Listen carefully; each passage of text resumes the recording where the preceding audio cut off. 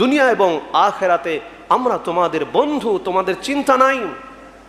ওয়ালাকুম ফিহা মা তাশতাহি আনফুসুকুম ওয়ালাকুম ফিহা মা তাদউন, ওই জান্নাতে তোমাদের জন্য তাই আছে তোমরা যা কামনা করো, যা চাও তাই আছে, যেগুলো মা তাদউন, তোমরা যা চাবে, যা তোমরা কামনা করবে সেগুলো তোমাদেরকে দান করা হবে। সেই সুখময় জান্নাত তোমাদের জন্য আছে, তোমাদের টেনশন নাই। কাদের টেনশন নাই?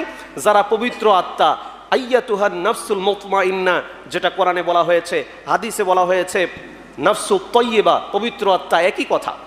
সম্মানিত উপস্থিতি, পবিত্র আত্মা না হলে আমাদের ওই রকম ফেরেশতাদের সম্মান আমরা পাবো না মৃত্যুর সময়।